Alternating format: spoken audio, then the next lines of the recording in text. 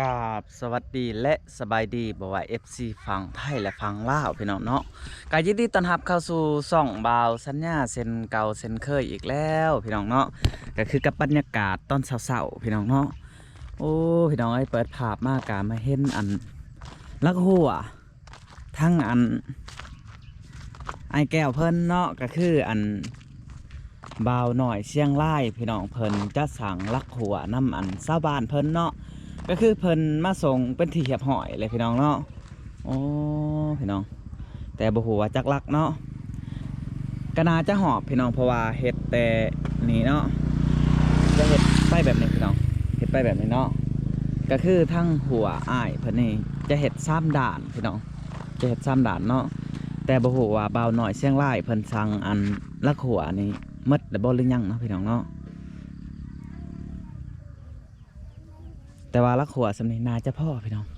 เพราะว่าเขาคุ้นหางเลยเนาะนาจะพ่ออีกอย่างมันก็เน่าแน่พี่น้องเอ้ยมันก็เน่าแน่เนาะเบิ่งไปเบิ่งมากก็เน่าได้เหลืองพี่น้องเอ้ยอันนี้จะเป็นบรรยากาศเศร้าๆพี่น้องก่อนอื่นเฮาสิไปทำเอื่อยเพิ่นเนาะเพิ่นเห็ดข้าวเผ็ดกินยังแหน่เนาะโอ้พี่น้องเอ้ยไฟโซลาร์เซลล์นี่จะหอดตอนเสาร์เลยพี่น้องจะหุงหอดตอนเสาร์ลูกเป็ดเนาะ เก็บอันคือขอกเป็ดขอกไก่เฮ้ามานี่อาจจะสำเร็จพี่น้องเนาะก็คือสังกะซงสังกะซีสื่อมาแล้วนี่เนาะทางบาลาไซบุญสื่อมาให้แล้วเนาะแต่ว่าทางเฮ้ากาสิไปสื่อเพิ่มเติมก็คือสังกะซีอันตะปูตอกสังกะซีพี่น้องเนาะเพราะว่าเพิ่นบริสุทธิ์มาเนาะเฮ้าก็จะได้ทอนบอลเห็ดอันขอกเป็ดขอกไก่พี่น้องเอ้ยจะได้ทอนมงทอนใหม่เนาะเพราะว่าเฮาสิได้ไปตัดลักเมื่อนี้ไปตัดลักหรือว่าห้าลักใหญ่เนาะเฮาก็จะได้มุ่งกระเถิบลงมาแบบนี้พี่น้องเบาสัญญาสิมุ่งมาแบบนี้เนาะมุ่งแบบว่าอันให้ไก่ส้นหรือว่าให้ไก่นอนทางผืนมันเฮาก็จะเห็ดบอลที่นอนของไก่พี่น้องเอ้ยทางผืนมันเนาะเห็ดบอลที่นอนของไก่แล้วก็ทางเทิงเฮาก็จะมุ่งมาแบบนี้เนาะให้มันสะอาดสะอ้างกะว่าแม่นพี่น้องเอ้ยแล้วก็เฮาสิเอาตะนางอ้อมทางหลุมเฮาจะเห็ดขอกเป็ดไปเลยทางหลุมเนาะจะเห็ดขอกเป็ดอ้อมหมดเลยไก่กับเป็ดจะค้างไว้นำกันในเวลายามกลางคืนพี่น้องเอ้ยเพราะว่ายาน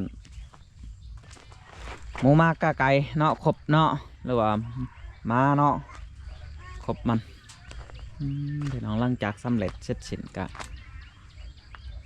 คักเป็นที่เหียบหอยเนาะทั้งอันเพื่อนเอื่อยเพิ่นเนาะหรือว่ากระต๊อบเอื่อยเพิ่นเนาะกว้างสะอาดสะอ้างพี่น้องเนาะอันนี้ก็จะเป็นมงดั้งพืชดั้งไผ่ของเอื่อยเพิ่นเนาะที่เขาอ้อมให้เนาะพี่น้องโอ้ดังไผ่สบายเลยแบบนี้เนาะเพราะว่าเขาต้องค้างใหม่มีสิทุกๆครั้งพี่น้องเนาะอย่าลูกเพิ่นหล่มใส่แล้วมันจะยากเนาะยันสังกะสีบงสังกะสีบาดจังไรเพิ่นว่าอันนี้ก็จะเป็นตารางของบ่าวน้อยพี่น้องเอ้ยบ่าวน้อยเชียงรายเนาะเพิ่นสั่งมาพร้อมกับลักหัวพร้อม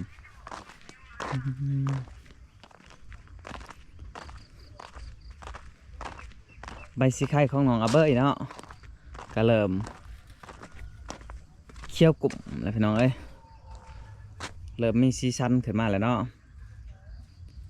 มักถั่วเฮายังบ่ทันได้ปลูกกับเพิ่นเนาะแต่ว่าเฮาต้องคือบอกสัญญาว่าอะไรพี่น้องเขาต้องเห็ดไร่มงไร่บอนเนาะจะเห็ดให้ไอ้แก้วแน่จะเห็ดนนเห็ดนี่ให้แก้วแน่ให้มันสำเร็จจังไม่เห็ดของน้องเนาะเพราะว่าตัวได้ถี่อย่างเขาก็ช่วยกันไปก่อนพี่น้องตัวได้จำเป็นเราง่ายๆเนาะตัวได้บ่จำเป็นเขาก็โยกไว้ก่อนนิดนึงเนาะก็คือคนผู้เดียวแลนหันแลนนี้กาวแมนพี่น้องเอ้ยเขาจะเห็ดช่วยเพิ่นให้มันแหลวไว้มันเสร็จสิ้น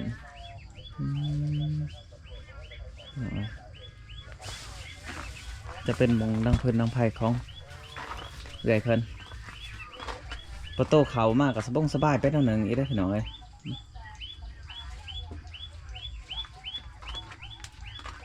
บอลไวถวยไวปวงเนาะสบายไปหนึ่ง อืม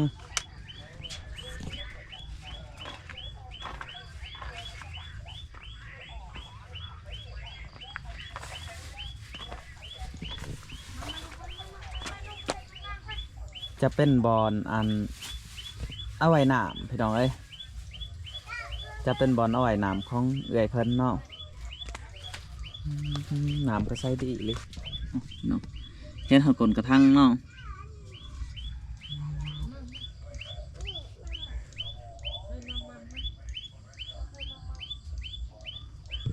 นกได้ห้องบ่าวสัญญาคิดไว้ยังเนาะโอ้บรรยากาศตอนเช้าๆเสียงนกพี่น้องเอ้ยจะม่วนเนาะเบิ่งหมักม่วงอย่างลื่นนะ สบายดีฮัม สบายดีลูก สบายดีนิ้วไปไทย นี่ไปชื่อกับข้าวอ่ะบอกเด้อพี่ดิวชื่อกับข้าวอ่ะ สบายดีเอื่อย สบายดี ได้ยังกินตอนเสาร์เนี่ย ยังบ่มียังกิน ยังบ่มียังกินพี่น้องเอ้ยบ่าวสัญญากะเอาเงินให้เพิ่น30,000พี่น้องให้ไปซื้ออันตำมะฮงกับปิ่งไก่ไปได้มื้อนี้หันสิไปใช้มื้อนี้ ว่าสิพาไปเลาะเบิ่งมาใหม่ โอ้ไปเลาะเบิ่งหน่อไม้อยู่ใช่เอื่อย นี่แหละแถวหวยนี่ มันสิมีบ่ยำนี่ เมื่อวานเนี่ยเห็นพระเจ้าได้หลายถามเขาว่ามีบ่ทำไมเพิ่นว่ามี โอ้เจ้าสิไปเองมื้อนี้ ไปเองได้ โอ้พัวก็ไปบ่ ไปหมด แม่นพี่น้องก็คือทั้งเอื่อยเพิ่นแล้วก็ทั้งพัวเพิ่นก็สิไปเนาะ เพิ่นก็สิไปเฮาก็สิไปนํเพราะว่าสิไปตัดละหัวเลยเนาะเอื่อยเนาะอ๋อสิไปตัดละหัวเพิ่นไปใหม่อีกเลยได้พี่น้องอ๋อเฮาสิไปตัดละหัวเลยเพราะว่าอันเว้าง่ายว่าไปตัดอันลักข้อไก่เนาะ เมื่อวานได้เห็นบ่ตอนแรงๆอ่ะเราไปหาพระเจ้ามาตอนแรงๆได้หลายอันนี้ พูดนี้แล้วไปเนาะ เมนผู้นี่เนาะเมื่อวานเนี่ย ไปใช้อีกกันนะฮะ นั่นไปหา สมาหาแต่เช้าแท้บ่คอยกะว่าสิไปท่าได้บ่ได้บ่ไปหาลูกใหม่คือกัน ไป บ่จักปลาน้ำว่าสิ บ่จักป่าอยากไปนำพวกเพิ่นโหเพื่อเพิ่นหายใต้หาเลยเนาะ ไปถ้าว่าให้ดอก ว่าหยอกซื้อๆเนาะก็คือทั้งเฮากับเอื้อยเพิ่นอ้ายเพิ่นพี่น้องเอ้ยเฮาก็สิได้ไปหาลูกใหม่เฮาก็จะได้ตัดใหม่มาเลย เพราะว่าเฮาอยากเฮ็ดอันขอกไก่ให้มันแหลวอยากเฮ็ดขอกไก่ให้มันแหลวคือว่าหั่นแหละไปได้ไก่หันเห็นบ่เอื้อย เห็นนอนอยู่ในต้นมะกระบอกหั่นละ ใช่ว่าบ่เห็นขึ้นนี่ เมื่อคืนในเยื่องจังใดบ่เห็นว่ะเยื่องหาบ่เห็น บ่นอนป้ายแต่ว่า คือสิแม่นแล้วว่ะ เพราะว่าบ่าวสัญญาเห็นอัน บ่ มัน จับบ่ได้ มันนอน มื้แรง ขึ้น มื้อแรงสิจับไว้แล้วสิลกปีกเพิ่น ไปทางใดเลยเด้อนี่ไก่ฮะ อยู่ในป่าหั่นแล้วนั่นแหละเนี่ยว่าพวกเอามันปล่อยไว้อะลิเอาไว้จัก2 วันเนาะพอดี 2 วันพอดี อันนี้ แล้วลัดมามันบ่มาบ่ ฮะ มันบ่ได้มาบ่ลัดมา บ่ บ่มา โดย จักกะมันสิไปเลยบ่จักมาพี่น้องเอ้ย ต่อไปนั่งมื้อแรงถ้าเบิ่งมันนอนมื้อแรง ถ้าเบิ่งมันนอนมื้อแรงเนาะ โดยแล้วก็จับขึ้นไปจับเอามื้อแรงมาสิ โอ้ ค้างไว้อยู่ โดยพี่น้องเอ้ยไก่เอื่อยเพิ่นที่บ่าวสัญญาเอามาเนาะก็คือเอามา2มื้อพี่น้องแล้วเพิ่นก็ปล่อยมันก็จะหากินเท่านี้บัดช่วงกลางคืนเนาะมันก็ขึ้นไปนอนต้นบกต้นนั้นพี่น้องต้นบกต้นนั้นเนาะแต่ว่าตอนนี้มันอยู่ในป่าเพิ่นว่ามันอยู่ในป่าบ่าวสัญญาก็คิดหลายอย่างพี่น้องเนาะก็คืออันย่านไก่มันไปเลยเนาะคำมันไปเลยนี่โอ้พี่น้องเอ้ยจะหาบ่เห็นเพราะว่าบ่อื่นกับบ่ฮือกะบ่าวลาถือหมูมันมาแล้วเนาะถือมาอีก5 โต๊ะพี่น้องไก่ทั้งหมด7 โต๊ะเนาะคือบ่เลาะเอิ้นมาเอื่อยมันเข้ามาทางใดเจ้าเห็นเสาในทางใด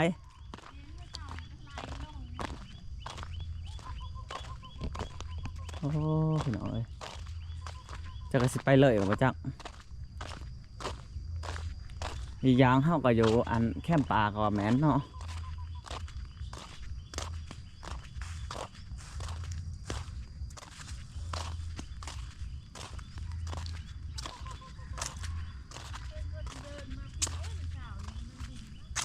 มันบินมา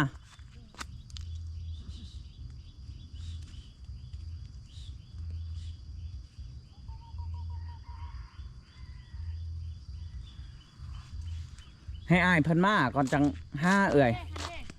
มันอยู่ข้างใน ไกลขนาดไหน นี่ก็ บ่ไรกะยาบ่ไรกะยามันสิไปเลยกุ๊กกุ๊กกุ๊กกุ๊กกุ๊กกุ๊กกุ๊กกุ๊กกุ๊กไก่เขาเจ้าเคยเกลืออยู่ได บ่นั่นแหละเจ้าไปสบายมันบ่ แต่ว่าหน้าเขาเจ้าอยู่แคมป์ป่าแบบนี้แหละ โอ้แสดงว่ามันเคยอยู่ในป่า อ่ากุ๊กกุ๊กกุ๊กกุ๊กกุ๊กกุ๊กกุ๊กกุ๊กกุ๊กให้อายมาจะให้อายรัดออกมายันเจ้ารัดบ่ทันมันจะแหลนนะพี่น้องเอ้ย อยู่นี่แหละ ให้มันอยู่นี่แหละ เข้าไปเด้เพราะว่ามันเปลี่ยนทีเปลี่ยนทางอยู่เนาะ แมน อันมันเคยอยู่บองมันเคยอยู่เนี่ยมันสิบ่ไปอันนี้กำลังมา กำลังมาอายนะปล่อยไว้เลย ประมาณว่า3-4 มื้อพอดีงาม แม่นบอกว่าให้เพิ่นเอามาหมู่ก้อนจังปล่อยให้มันไปด้วยกัน แมน มันสิได้ไปเห็นบ่คือเป็ดเนี่ยมันไปใช้มันไปเลยห่างกันมันไปด้วยกัน เป็ดมันบ่ไปใช้เป็ด เพิ่นบ่ไป แต่ว่าไก่นี่มันแม่เศร้าแหละมันจะไป มันย่านไปเข้ามาอีก แม่นอีกอย่างก็มันยันไก่ของชาวบ้านพี่น้องเอ้ย มันย่านไกลตัวผู้ หมดแล้วบ่รักในเอื่อย อ้าวหมดแล้ว หมดแล้วเนาะจักรักทั้งหมดนี่ มันหอดเนาะ30ก็หอดแล้ว เศร้าป้ายเศร้าไปรักเท่าไรนี่ฮะ รักละ20,000 โอ้รักละ20,000 แต่ว่าเพิ่นว่ามันงามมันใหญ่สิขอน้ำจัก30เพิ่นว่า รัก130 โอ้ย ปาดเท่าพี่น้องเอ้ย เพิ่นว่ามันงามเนาะเพิ่นไปตัดแต่เช้าจนค่ำเลย รัก130ปาดเท่าอยู่บ้านก็รักละ20ได้ บ่ อยู่บ้านหันใหญ่ซำนี้กว่านี่ก็มี นี่เด้เบยนี่ รักเท่าไรนะ อันนี้เด้ที่แรกก็20,000นี่เพิ่นขอ ขอเท่าไร ขอ30 ราคาให้เพิ่นรัก30 โดน ปาดเท่าพี่น้องเอ้ยก็คืออยากแพงทางไหนเนาะอยากแพงแห้งเลยทางไหนแต่ก็แล้วแต่เพิ่นเอ้ยเฮาก็บ่ได้ว่าเนาะ โดน ก็คืออันจะเป็นอันงกมาทั้งเบาหน่อยพี่น้องเอ้ยเบาหน่อยเชียงรายเนาะก็เพิ่นน่าจะข้อนำเบาหน่อยหั่นแหละเนาะก็คือทางเบาสัญญาก็บ่ได้ช่วยหยังพี่น้องเนาะก็พอได้ช่วยเล็กๆน้อยๆหั่นแหละช่วยเพิ่นเล็กๆน้อยๆพี่น้องเนาะ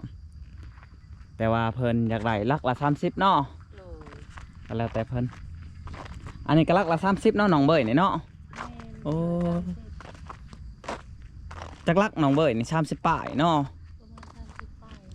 แต่ว่ามันต่ำแล้วเนาะทางเบยนี่ มันบ่ได้ต่ำได้นี่มันสูงได้เอื่อยแต่ว่าอันดินมันทมแล้วมันเลยต่ำเฮาต้องได้ลือตารางอีก นี่ทาง หลังจากเฮ็ดขอกไก่แล้วเฮาสิพาอ้ายแก้วแล้วก็น้องเบยหือตาราง อันน่ะแถวถนนนี่เฮ็ดชุ่มๆเนาะ แม่นพี่น้องเอ้ย นั่นบ่ชุ่มก็ได้ อืม ตามทางนี่ ป้าแหน่นอันนี้เนาะเฮาจะกลนอันนี้ก็พอแห้งเองกลแต่ละลักแต่ละลัก บัดนี้คนก็ตกใส่อีก แม่นพ่นตกใสมันจะแจบเนาะเอ้ยเนาะ โดน แต่ว่าหือไปครึ่งหนึงแล้วบ่ดนก็แล้วพี่น้องเอ้ย แล้วเด้อแต่ว่าก็ยังค่าเวียกตลอด แม่น อันเหลือก็บ่เกินครึ่งวัน ครึ่งวัน แต่ว่าห้างก็ต้องได้ลืออยู่แล้วและลือใส่น้องเพิ่น โดน โอ้อันนี้จะเป็นไม้เสือกอยู่บ้านเขาเจ้าจะบ่เอาได้หลักอันนี้ เออ เดี๋ รั ย ก วบ้าน อันนี้บ่ดักมันร้อนๆนี่บ่ เขาเอาอยู่แต่ว่าเขาบ่เอาไม้เสือกความหมาย เออ 1ไม้เสือก2ไม้กุ้งไม้สาดเขาเจ้าจะบ่อยากเอาเขาเจ้าอยากเอาแต่ไม้จิกได้อยู่บ้าน แม่นจิกมันงามเนาะ นี่เลยนี่ไม้เจ้านังนี่เขาเอา ไม่จิกกิน ไม้จิกและไม้แดงพี่น้องเอ้ยเขาเจ้าจะเอา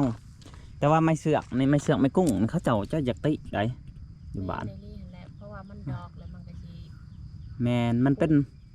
นไม้เนื้ออ่อนเอ่ยว่าง่ายมันเป็นไม้เนื้ออ่อน มันผุแล้วมันเป็นดอกเลยเด้หันเวลามันลอยๆออกเลย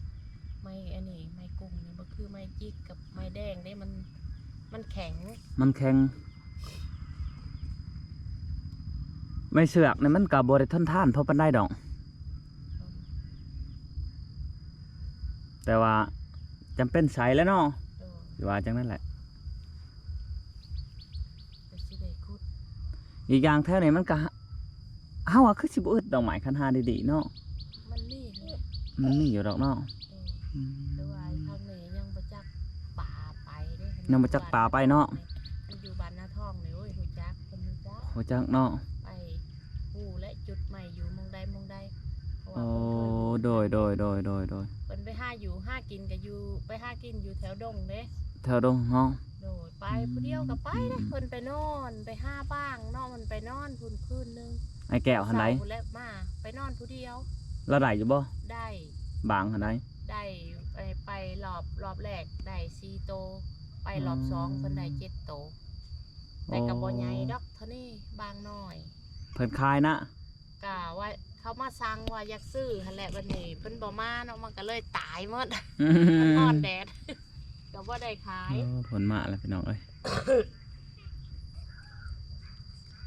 ได้ช่างอะนะหันอายยังอะนะ จากต้นเมืองเขา โอ้ข้อนะคะเจ้าบ่ บ่มีแต่ส้มตำเขาเป็นร้าน โอ้โดย ต้น บ่เป็นหยังพี่น้องเอ้ย อย่าเฮ็ด พี่น้องคลิปนี้ก็บ่มีหยังหลายเนาะเฮาก็สิได้อำลาพระจากเนาะเพราะว่าเฮากับอ้ายเพิ่นและเอื้อยเพิ่นสิไปหาลูกใหม่พี่น้องเอ้ยสิไปหาลูกใหม่เพราะว่าสิไปตัดลักหัวเนาะอ้ายมื้อนี้เนาะ เนาะ ตัดลักหัวให้มันแล้วพี่น้องเอ้ยพี่น้องคลิปนี้ก็บ่มีหยังหลายจังได้กราบฝากไปติดตามคลิปหน้าพี่น้องเนาะคลิปนี้ก็ขอกล่าวคำว่าสบายดี